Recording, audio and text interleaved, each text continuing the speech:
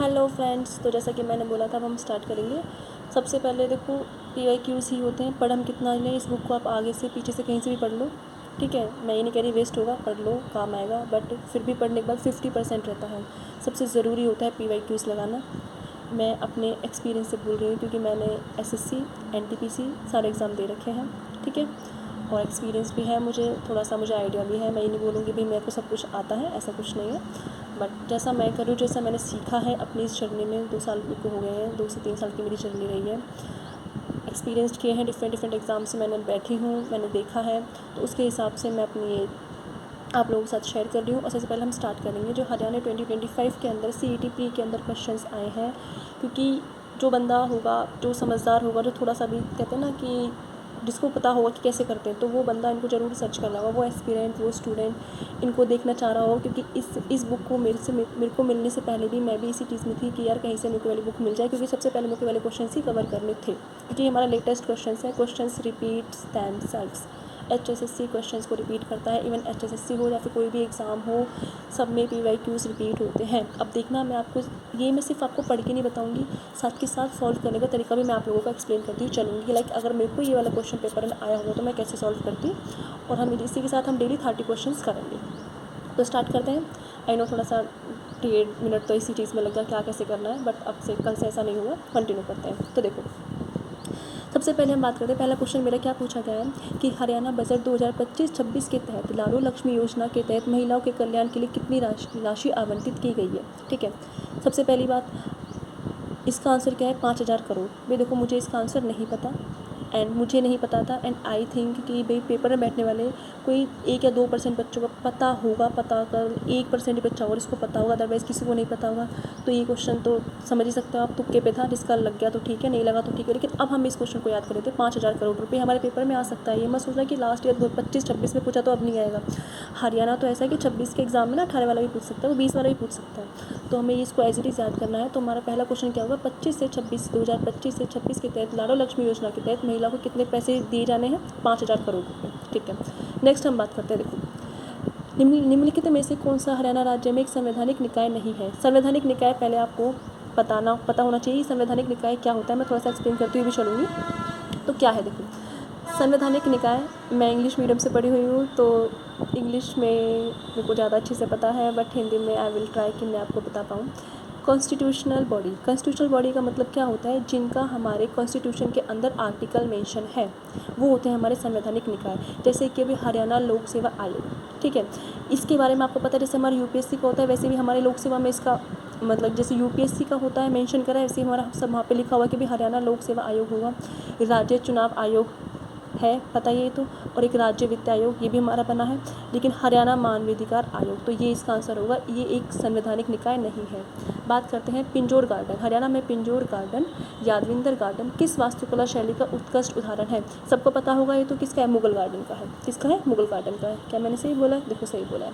किसका है? मुगल गार्डन वास्तुकला का है, ठीक है। ये तो ऐसे याद करना है। बात करते हैं नेक्स्ट, हरियाणा में निम्नलिखित में से कौन सा अभ्यारण्य रामसर स्थल है? देखो, जो एक रामसर स्थल भी है और एक अभ्यारण्य भी है। तो देखो क्या है इसका आंसर? सुल्तानपुर राष्ट्रीय उद्यान। सुल्तानपुर राष्ट्रीय उद्यान में रामसर स्थल ना हरियाणा के अंदर 2 ही है, तो एक हमारा क्या है? सुल्तानपुर राष्ट्रीय उद्यान। तो इसका आंसर क्या होगा? सुल्तानपुर राष्ट्रीय उद्यान। नेक्स्ट, हरियाणा में उत्पन्न होने वाली देसी मवेशी नस्ल की सही युग्म पहचानिए। अब बोलते हैं हरियाणा में पैदा होने वाली देसी मवेशी समझ गए ना, मतलब कि एनिमल की पूछ रहा है वो हमसे, कौन सी होती है। अगर आपको थोड़ा सा भी देखो, किसी कोई वाला क्वेश्चन नहीं आता पेपर में, ठीक है, नहीं आता और तुक्का मारना है, ऑब्वियस है, अटैम्प्ट तो करना ही है। तो देखो क्या करोगे, सबसे पहले मैंने देखा साहिवाल और बल्ली। साहिवाल हमारे यहाँ की है नहीं, मतलब जिसको नहीं पता ना, जिसको कुछ भी नहीं पता, तो तुम पढ़ना। नेक्स्ट, गिर गाय होगा जाफराबादी, ठीक है, मैं बता देती हूँ, जाफराबादी हमारी यूपी की है, साहिवाल हमारी गुजरात की है। तो इससे एलिमिनेट हो गया, ये तो होगा नहीं, ये तो होगा नहीं। और हरियाणा गाय और मुर्रा भैंस, हरियाणा की है मुर्रा भैंस। तो थापरकार और महसाना, ठीक है, ये यहाँ की नहीं है। तो जिसको कुछ भी नहीं पता, मुर्रा भैंस देख के भी आप इस एग्ज़ाम ऑप्शन तक पहुँच सकते हो एग्ज़ाम के अंदर। मुर्रा भैंस देखिए, किसी को कुछ नहीं आता, हमें पता है मुर्रा भैंस तो बहुत फेमस है। काला सोना कितनी बार पढ़ा होगा, भैंस पढ़ी होगी तो मुर्रा भैंस पढ़ी होगी। मुर्रा भैंस के देखते आप सी मार सकते हो उसका। तो इसका ऑप्शन क्या होगा? सी होगा। नेक्स्ट, अब हम बात कर लेते हैं, ये मिनट,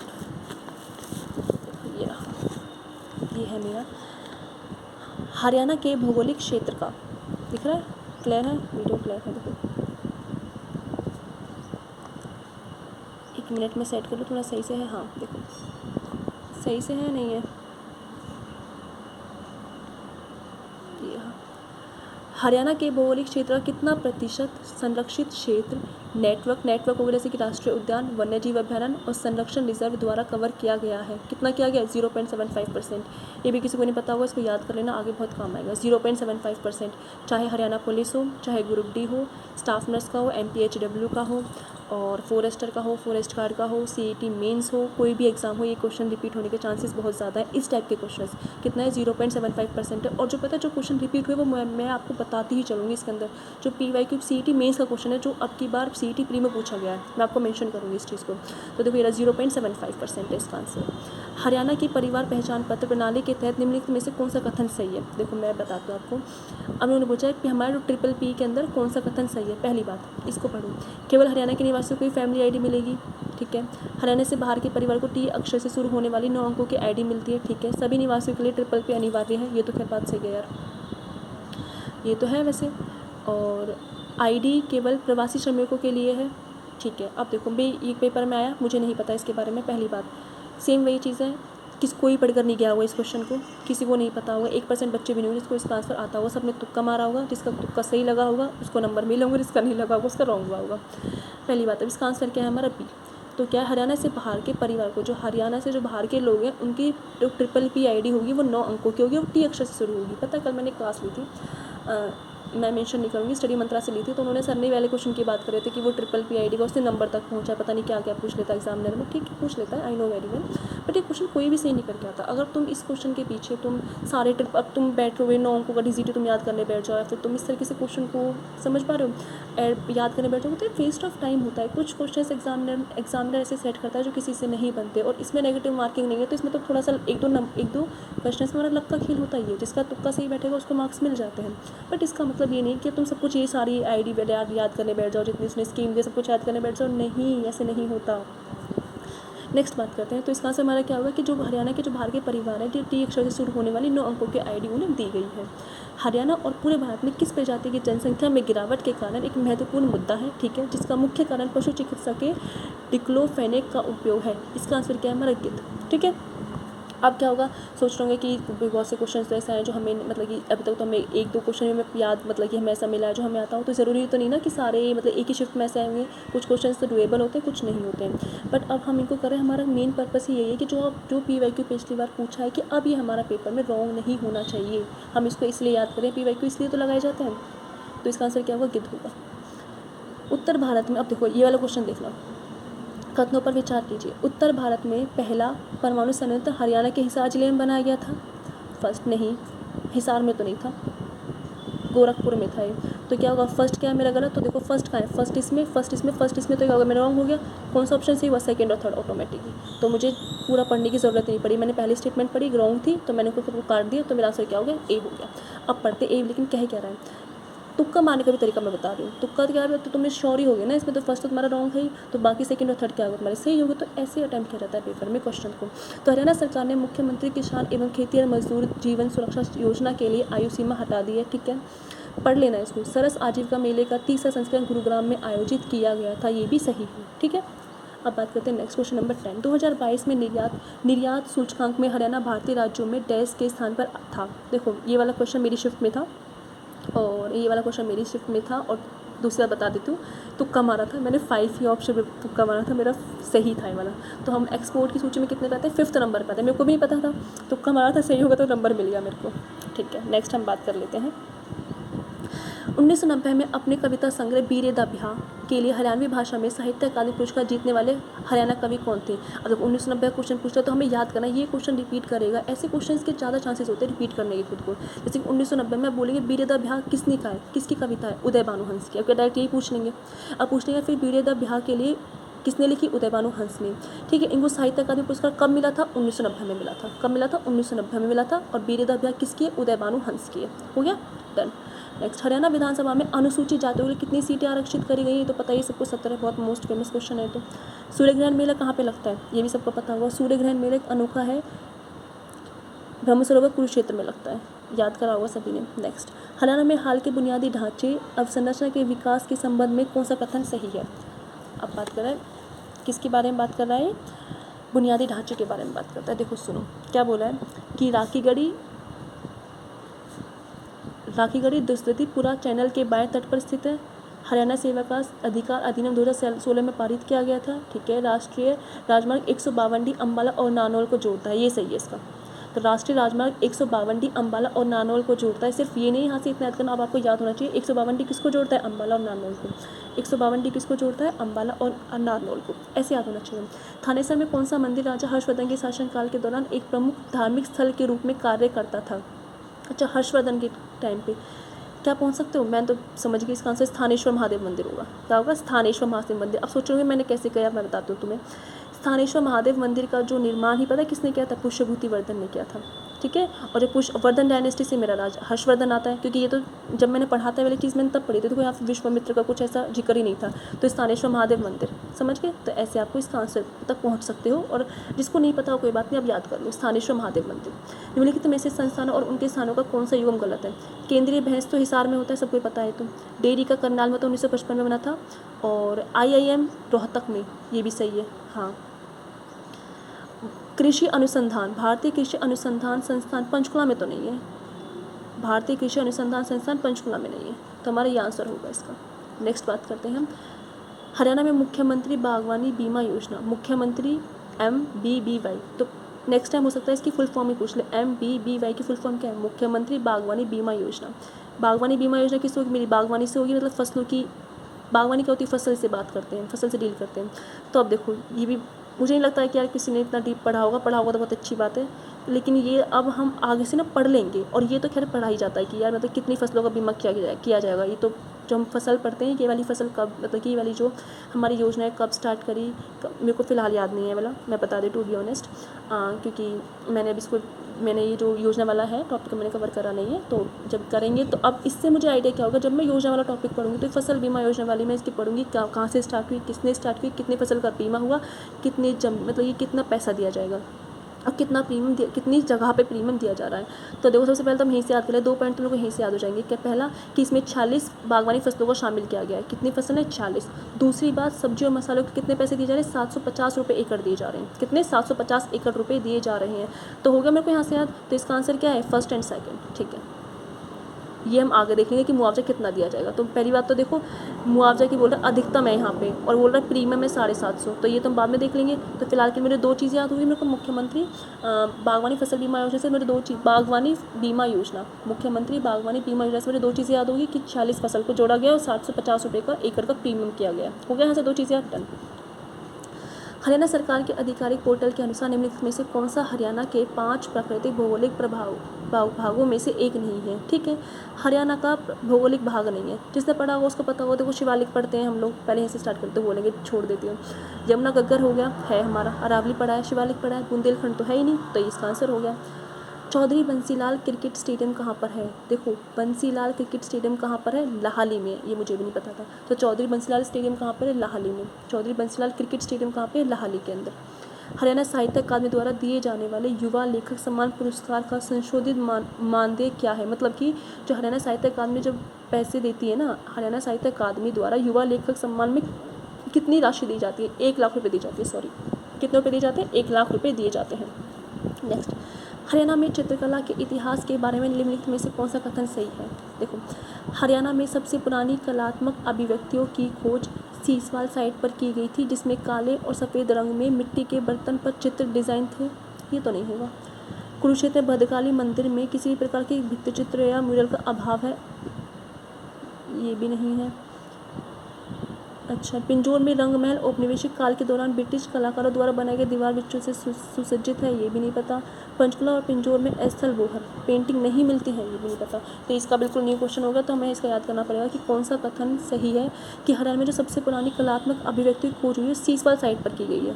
ठीक है, तो कभी मार सकते हो। वैसे सीसवाल साइट पर सबसे ज़्यादा पुरानी तो वहीं से मिली ना, कि सीसवाल सभ्यता को सबसे पुराना खोजा गया था 1968 में हिसार में सूरज भान ने, जिसमें काले और सफ़ेद रंग के मिट्टी के बर्तन पर चित्र डिज़ाइन थे। ठीक है, अब आगे हम गलत नहीं करेंगे इसको। हरियाणा का कैथल शहर ऐतिहासिक रूप से किस प्रसिद्ध महिला योद्धा से संबंधित है? ठीक है, कैथल का पता होगा किससे है हमारा, बताओ।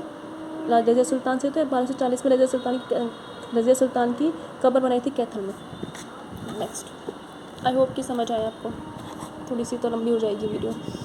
पारंपरिक हरियाणवी, एक मिनट हो, ये रहा, देखो सही है। नेक्स्ट पढ़ते हैं क्वेश्चन नंबर 23। एक मिनट हो गया,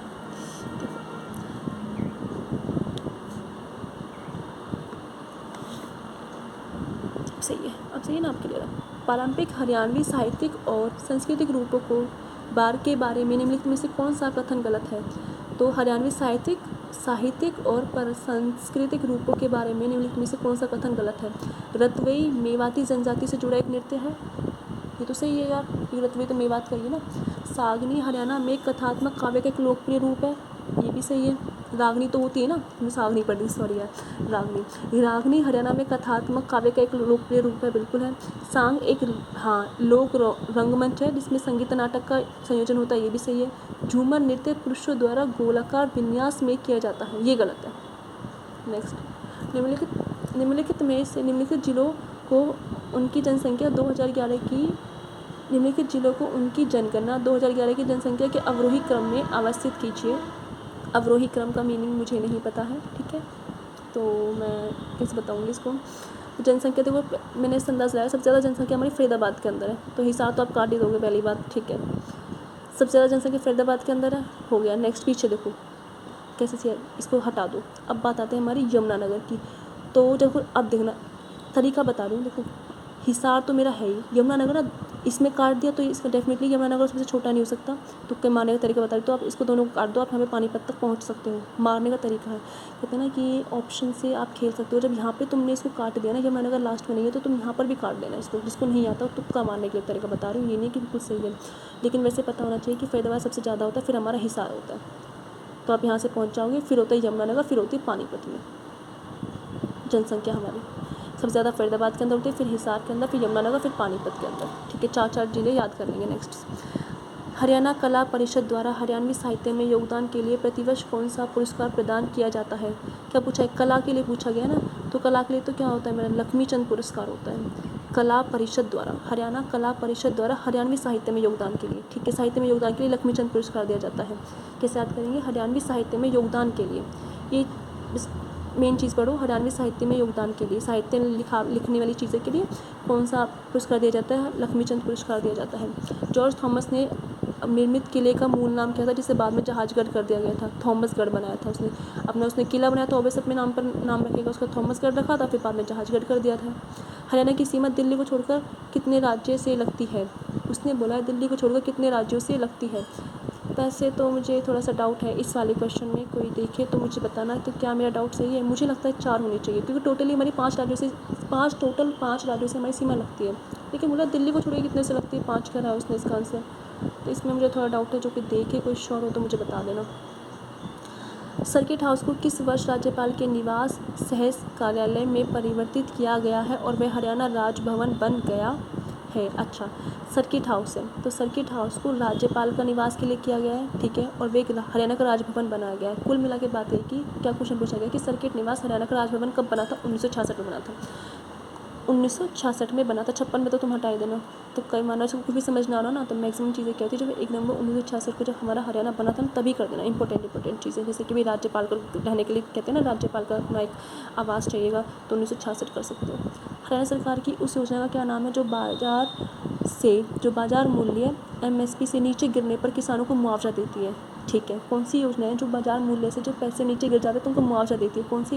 भावांतर भरपाई योजना, ठीक है। नेक्स्ट, हरेडा, हरियाणा अक्षय ऊर्जा विकास एजेंसी द्वारा शुरू की गई मनोहर ज्योति योजना का प्राथमिक उद्देश्य क्या है? मनोहर ज्योति का प्राथमिक उद्देश्य क्या है? LED से बेस्ड है, सिंचाई से तो होगा नहीं यार, ज्योति तो देखो सिंचाई से तो खैर ज्योति का क्या मतलब है, भवनों पर सौर ऊर्जा, यहाँ फंस सकते हो। सब्सिडी के माध्यम से इलेक्ट्रिक वाहनों को बढ़ावा देना, ये भी नहीं है। मनोहर ज्योति से समझ आ रहा है थोड़ा सा?